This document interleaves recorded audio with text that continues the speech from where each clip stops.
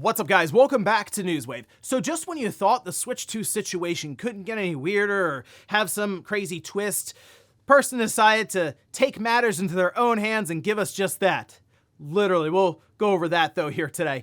Also, we are going to be talking about Elder Scrolls 4 Oblivion Remastered, as it did indeed shadow drop yesterday, absolutely taking over online. And then we have an update for Tony Hawk Pro Skater 3 and 4 when it comes to the career mode, because it turns out it might actually have one. So if you guys enjoy these videos, make sure you hit that like button, helps out a ton. And if you're new here to the Spawn Wave channel, make sure you subscribe down below. And of course, members for the channel do get Newswave early. If you would like to learn more about that, click the join button or the link in the description down below. And we're gonna start today with an update from Nintendo when it comes to that GameCube NSO controller. Originally, there was some fine print that was pointed out and made headlines that the controller would only work in the NSO app with the GameCube games that were available. Now we have Nintendo with this response we can see. This is posted up over on Nintendo Everything, saying the Nintendo GameCube controller is designed for use with the Nintendo GameCube, Nintendo Classics collection of games, and is an optional way to play those games. Since it doesn't have all the buttons and features found in other controllers that can be used with the Nintendo Switch 2 system, there may be some issues when playing other games. The Nintendo GameCube controller can only be used on Nintendo Switch 2 and is not compatible with Nintendo Switch. So pretty straightforward, and what a lot of us figured they were referencing with that fine print. Hey, it would work on other games. We can't guarantee it's going to be compatible, though, across the board, or even with any of them. It comes down to the number of buttons that you need and the number of buttons that are available on the GameCube controller for the most part. So I'm sure people will be testing the controller quite a bit in different games, seeing if even those analog triggers are functional in certain titles where it was actually used. There were like racing games and stuff that did use the analog triggers for GameCube controllers that you could plug into the Switch. I assume it would work here too, but that's the basic idea. Hey, it's designed specifically for NSO with GameCube, but you can use it on other games. We just can't guarantee that it will be fully compatible because it might ask you to press the select button. Also, we had a bit of a weird left field announcement here when it comes to video game adaptations for movies. We can see this posted up. This is over on Deadline, saying sources tell Deadline that the studio is developing, that being Universal, a feature adaptation of Sega's iconic arcade video game Outrun, with Michael Bay attached to direct and Sydney Sweeney aboard to produce. Jason Rothwell will pen the script. So I read this at first, the headline, I said, what? I read it again. I said, what? Yeah, okay, sure. Michael Bay, I guess there'll be explosions. It's Outrun, so it should be a lot of car chases or just mostly driving around in cars. I'm trying to figure out how you get a 90-minute to 2-hour movie out of Outrun other than we're basically just going to make an action movie and just attach the Outrun name to it, unless there's some deep-seated lore for Outrun that I'm unaware of. And if so, let me know down in the comments if you're really into like the Outrun backstories and the web of stories and stuff. I figure that that's not really a thing because I mostly see it as this arcade racing action game. And maybe that's what it is. Hey, you know what? We're going to make a movie that leans into the idea of Outrun and we'll put the name on it. It's probably years and years off at this point. So, hey, we'll see what they come up with when they drop that first trailer. Oh, and I have some good news here for Persona fans, especially if you're someone looking forward to this Persona 4 remake that's been rumored for some time, but with a recent URL that popped up, seemed like it's coming more and more into focus. And actually, we can see this posted up. This is over on Insider Gaming. Says just a month after the p4re.jp domain was registered, it's been noticed that the website was last updated on April 21st. People are drawing comparisons to like the Persona 3 remake with the URL that popped up there months before. To me, this lines up perfectly with Microsoft's event in June, and I kind of feel like you get the Persona 4 remake announcement and then Persona 6 announcement. Like it makes sense to do all of that and get it out there. And we've seen Sega and Atlus work pretty closely actually with Microsoft with their releases, but also with their promotion. And it's actually been working pretty well for Sega and Atlus, so I don't see why they wouldn't be in attendance at Microsoft's event in June and give Persona fans what they're really looking for, a remake for 4, and finally, a look at Persona 6. Hey guys, with some of the quick news out of the way, let's get into the bigger stuff. Let's start right away with the Switch 2 and another turn, maybe a more malicious turn at this point, but another turn in the story and the journey to release, because it has been it's been an interesting one, even from the Switch Pro days, we'll say, now leading up to the Switch 2 coming out here in less than 2 months at this point. It's been a wild ride, and it looks like it's not slowing down anytime soon, as now there's word that a Switch 2 system has actually walked off from the factory. Now, this is posted up over on Go Nintendo, where they say a video has surfaced showing what looks to be a Switch 2 unit that has been taken off a Chinese production line. The person in the video shows the Switch 2 going through the firmware testing all units undergo before being shipped out.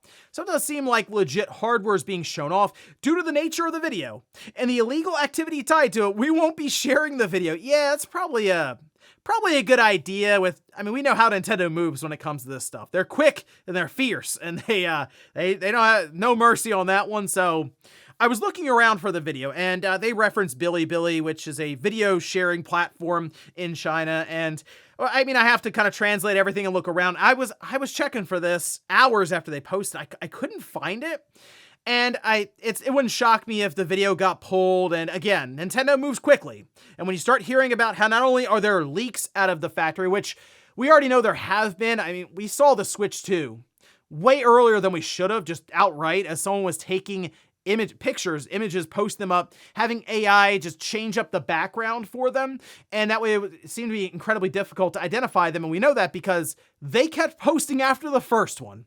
If you're still doing that, Nintendo's having a hard time, because again, they move quick and they'll get you off the internet pretty fast then. So the fact that we saw so much about the Switch 2 leading up to it, it's not hard to believe that somebody did pull a Switch 2 off of the assembly line, and for some reason started posting online that they have it, but then also showing firmware tests, which I'll tell you now, typically have unique strings of numbers or letters that can not only identify maybe the system that's there, but also the place of origin for that system, where it was being put together, where it was being tested. Usually there's a lot of unique identifiers there on screen, so it wouldn't surprise me if this person already got found out and the video got pulled, and who knows what happens to him at this point. But again, not shocking to hear about this happening, and it does make me think with how Nintendo is flooding the market right now, apparently, with Switch 2 systems. And we're going to find out more about that when it comes to pre-orders and after they go live and what happens there. We're going to find out how many systems they got out there. But because there are so many apparently in transit, wouldn't shock me if systems started showing up online secondhand, Switch 2 systems ahead of release. We saw it with the Switch OLED, and that seemed to be less stock. So it's going to be an interesting few weeks, I'll tell you that now, especially if a few of them do start popping up online and people get them and unbox them. I'm curious how Nintendo reacts to all of that. With pre-orders, though, I think I'm going to have a video up, just going over some of the locations for pre-orders, some of the stipulations that are now being posted by retailers, and what you need to do to be ready for that. Kind of like a pre-order guide almost, but I have a lot of people asking me about where I'm going to go to get pre-orders, what the strategy is here. So I figure put it together, put it out there, people just trying to figure out what they're going to do almost last minute at this point. But yeah, we'll see how all of that goes down. But yeah, not shocking to hear that a Switch 2 system may have walked off from the factory and was posted up online, because actually wouldn't be the first time we've seen it. Next up, let's talk about a massive shadow drop that happened yesterday, and that's Elder Scrolls 4 Oblivion Remastered. This is coming to us, of course, from Bethesda in partnership with Virtuos, who I think has done an awesome job here think about the undertaking of, hey, we want you guys to basically remake. It says remastered. They are using that word loosely here, but we want you guys to, we'll say, refresh a classic RPG that many people have incredibly fond memories of from the early 360 days, and also, of course, on PC. And we don't want you guys to mess it up, so do your best. Well, it seems like, to me anyway, they did a very good job. Now, I'm trying to figure out exactly how this is working, and it seems like right now the word is that they are using Unreal Engine 5 to take care of the visuals and some custom animations and stuff, while also overlaid on the original game that's running. Kind of like what we saw a few months ago with Ninja Gaiden 2 Black. Similar situation there. And which means Oblivion, which is already a janky game, is really being tested here. But still, we have the trailer that was released, and looking at this, the gameplay's been touched up. There's a new leveling system it's kind of between Skyrim and Oblivion, sort of. I've been playing it on a couple of different systems, which I'll mention here briefly. But I'm still kind of doing similar things when it comes to trying to level up athletics or depending on if you're using swords or bow and arrow. New voices have been added. They've even like recorded new lines and stuff for some of the characters in the game. The visuals you can see have been fully remade, and that is in Unreal Engine 5 animations as well. Combat, it's better. It has like a dodge button too that they've added. You can sprint. Again, that does also seem to play into some of the leveling depending on your attributes there. And all the DLC, I couldn't believe this, are included, which I say I can't believe it because it's $50. And I mean, think about all the stuff we've talked about recently when it comes to pricing, and this shows up and it's $50. That's it's actually a pretty good deal. They have a $60 deluxe edition, by the way, has horse armor. So while that is kind of funny, haha, oh, that's horse armor, they're also charging more money for it. So there you go. Maybe they really wanted to stick true to form with this release, and you got to charge more money for horse armor. I mean, come on. Out though on Xbox Series X, S, PS5, and its PS5 Pro Enhanced. There's also rumors going around right now about a Switch 2 version that apparently is in the works, and it wouldn't shock me. I assume most games that are getting pushed over to the Xbox Series S will at least take some kind of shot at the Switch 2 to see if they can get it running, and if so, hey, we'll go ahead and push it out there too. So I guess stay tuned for that one. But for now, I did check it out on the Xbox Series through Game Pass. I checked it out on the ROG Ally X, and Bethesda did actually send a code over for the PS5, so I tried it on the PS5 Pro. So I kind of like a wide range of experiences here. I think I'm gonna load it up on my PC as well when I get a chance, check out the ultra wide monitor setup and see how that runs. But for now, the Xbox Series X version of the game runs pretty well in performance mode. The PS5 Pro version looks like just cleaner, but they both run very similar from what I can tell.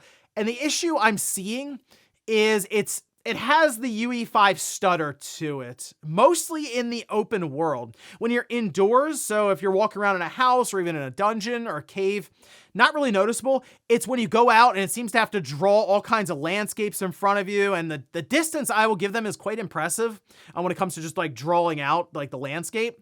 That's when the stuttering starts really kicking in, and it's quite noticeable.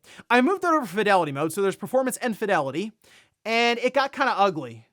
Like, I would not recommend that at all on the Xbox Series X or PS5 Pro in this case. It caps it at 30, but that's being optimistic. It's definitely dipping below that at times, and it's very noticeable with it stuttering all over the place. So stick to performance mode. That is the default setting, by the way.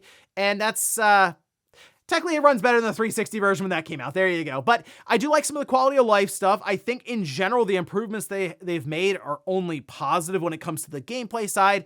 And the game itself does work really well currently with a lot of the modern technologies and stuff that we have with something like UE5. I tried it on the ROG Ally X, and I just don't think this is going to be a handheld PC game currently. They'll put some patches out, and even the Steam Deck, I can't imagine is going to have a great time either, considering the Ally X does have more RAM, and it's just an overall faster system. And it was struggling to hold 30. I was having to move the resolution down, use FSR, do every trick in the book when it comes to the graphic side, and it was still having a hard time. So yeah, it's a heavy game in general for these consoles to handle. I'll check it out on PC. I saw some people mentioning with their higher powered rigs, they were able to get over 100 FPS in this game, but the stuttering was still there. So hopefully that's something they can work out in, I guess, different patches or so, because the core game, it's still fun. Oblivion holds up nicely when it comes to the mechanics and the gameplay side. Just needs a little bit of help when it comes to the overall performance on the technical side. Oh yeah, and I did mention it was taking over online. Check out SteamDB right now. I mean, 180,000 plus people are online playing it currently. It exploded over 100,000 concurrent immediately, so yeah, something tells me Oblivion's going to be fairly successful with this remaster. Go figure. Next up, let's talk about Tony Hawk Pro Skater 3 and 4, which was the obvious sequel then to Tony Hawk Pro Skater 1 and 2. But there were concerns that it wasn't going to happen at all. And then we got the big reveal. It was awesome, but there was an unfortunate letdown to the whole thing. And that's that Tony Hawk Pro Skater 4, which has a more open-ended, open world, open zone style for the campaign where it doesn't have a timer and you have to fit everything in 2 minutes. Seemed like that was gone. They weren't going to go that route. They had to pick, I guess, between 3 or 4 in terms of the gameplay aspect, and they went with the 2-minute runs. But something happened yesterday that seems to have thrown everyone through a loop. See, we figured, okay, no career mode, we're going to go through the 2-minute challenges like normal, but this was posted up, and this was on their official Tony Hawk Pro Skater account saying, who said there's no career? And then they start showing capture footage from PC. And it's like, okay, well, there's no timer as they're doing this. And a lot of it's cutscenes and stuff. It's like, okay, there's a secret tape. There's an S, the letter, of course, you got to collect. And then they get to a shot where they are playing. There's a timer at the top. Okay, yeah, sure, it's counting down. It starts counting up. And everyone's a little confused on that.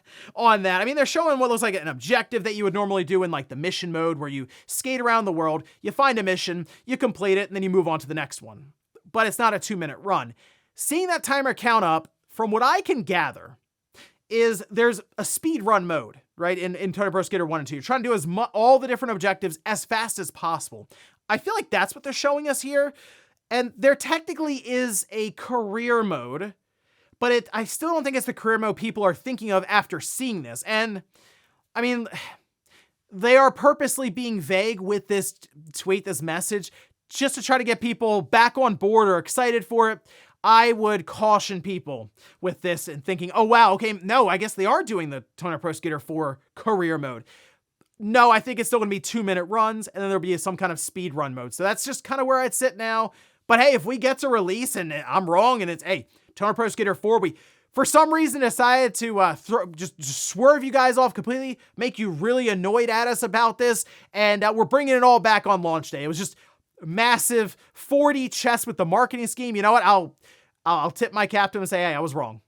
I don't think I'm going to be though, but hey, we'll see in July when it releases. And in our last bit of news, let's talk about the Switch 2 and DLSS once again, as it's being brought up by Digital Foundry when it comes to a different game outside of Cyberpunk, which that is using DLSS. CD Projekt has said so in all the different modes, handheld and docked. And now another game, that being Street Fighter 6, also using DLSS, which is interesting because we saw the comparisons and some were even saying, hey, wow, look at this next to the PlayStation 5 version even.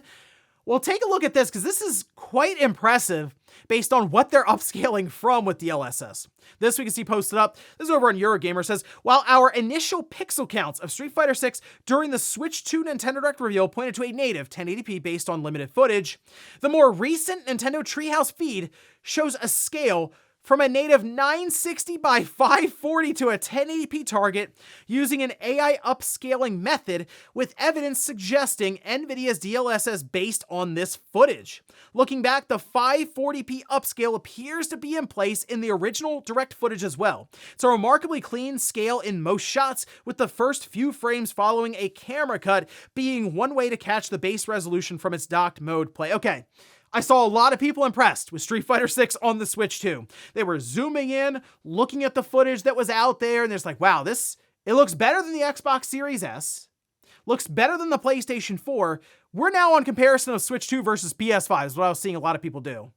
Now rewind and be like, oh yeah, that's apparently a 540p image that's being upscaled with DLSS, and it's quite impressive. And clearly that would work when it comes to keeping the frame rate in check, which it's a fighting game. You need it to be locked to 60 pretty much across the board outside of pre-rendered animations in terms of like special moves or cutscenes. You want it to be as smooth as possible. If there's a hiccup in that version of the game, you're probably just not going to get it. You'll go for another one. So here it makes sense, and this might be one of the best showings then for DLSS, just because almost in the blind test where you're like, oh, you don't know which version this is, people are going, oh, well, yeah, the Switch 2 version looks great, better than some of these other ones. And apparently it's from 540p. I don't know. I wasn't going to buy Street Fighter 6 at launch, and now I'm quickly filling up the shopping cart just because I have to see some of this technology like in action in front of me on like a OLED screen or even in handheld mode, just to see how clean DLSS is making some of this stuff look. But pretty impressive stuff, and it seems like we're gonna hear more and more about DLSS. Get used to those letters, because it's gonna be popping up a lot, if it seems, with the Switch 2. And before we go to the comments of the day, we'll take a look at the poll that I posted up yesterday, where I ask, Claire Obscure Expedition 33 is out this week. Are you picking it up? Okay, 40% of people not interested. That's actually not bad, because that means 60% of people who voted on this poll are. Okay, so 25% say maybe later if there's a sale. That's fair. 21% are getting it on Game Pass, and that's where I'm gonna be downloading here, is just on Game Pass. And then 15% say yes, buying it ASAP. The thing I have liked about Game Pass, by the way, is I download on the Xbox, but then I also download on the LIX, and it has the Play Anywhere stuff, so I'll actually jump between the two pretty frequently. But in this case, people have kind of forgotten a little bit about Claire Obscure Expedition 33 after the Oblivion Remastered Shadow drop. Just wanted to put it back out there that it's still coming out actually tomorrow. Reviews will be dropping today, and we'll go over them tomorrow in Newswave, just as another reminder, because it's a new IP. I think it looks really cool. I'm hoping that it turns out to be at least a quality game. If I had to take a guess for Metacritic, like low 80s on it. And if that happens, hey, good stuff. I'm checking it out right away, but it's hard to ignore Oblivion Remastered right now for a lot of people, myself included. Still though, I'm checking out Claire Obscure as soon as it drops, especially after those Lost Odyssey comparisons. Yeah, I mean, come on. We got to do it. And we'll finish up with the comments of the day. We'll start with the members comment. This is from Medallion. He says, I really wanted those Tears of the Kingdom amiibo, but this is already the most expensive Nintendo launch ever, and I haven't even pre-ordered anything yet. Yeah, I feel like the amiibos, that's like the first thing that people shelve immediately when they're going through trying to figure out what to buy. I mean, you think about it, you get the Switch 2 system. You're already thinking, do I need that Pro Controller at $85? Because I can get by with the Joy-Cons for now. I'd rather get the games instead, because that's the other thing. If you buy the Switch 2 Pro Controller, you're spending more than a game even at that point. And you look at that and go, okay, that could be Street Fighter. That could be Cyberpunk, right? Or technically Mario Kart if you can't get the bundle. So it's tough right now when it comes to this launch. It's looking very, very expensive. So yes, amiibo to me, the first thing that I'm cutting out from that list, especially when you're talking about $40 figures at that point. And then we'll go over to the comment of the day, as you're seeing here. This is from Reforge. It says, still no new Elder Scrolls 6 info in sight. Yeah, that's a tough one. I think in June, it's going to be 7 years since that first teaser for Elder Scrolls 6 was shown. And the one thing I'm sure Bethesda is really excited about when it comes to that is, look at the reception for Oblivion Remastered right now. The amount of people who are buying on Steam. Sure, tons of people are downloading it right now on Game Pass, buying it on PlayStation. They gotta be through the roof excited right now, because Elder Scrolls 6 might break the internet. It's gonna be crazy when that happens. Not that they're gonna shadow drop it. If they did, it would break the internet. But the fact that there is still this kind of a reception when an Elder Scrolls game releases, even an older one getting a remaster, they're gonna print money with Elder Scrolls 6 unless the reveal or something goes terribly wrong, and I wouldn't count on that. I think it's gonna be an incredible jump for just the Elder Scrolls franchise in general. And ladies and gentlemen, that's gonna do it here for Newswave. If you enjoyed this video, guys, hit that like button. If not, hit the dislike. Leave comments down below about everything we talked about here today. If you missed yesterday's Newswave, I'll leave it up here in a card. Or maybe you are someone who's still looking around trying to figure out what to do with your Switch 2 pre-order. I'll go ahead and put that pre-order guide right below it. Thanks guys for watching, and I'll see you next time.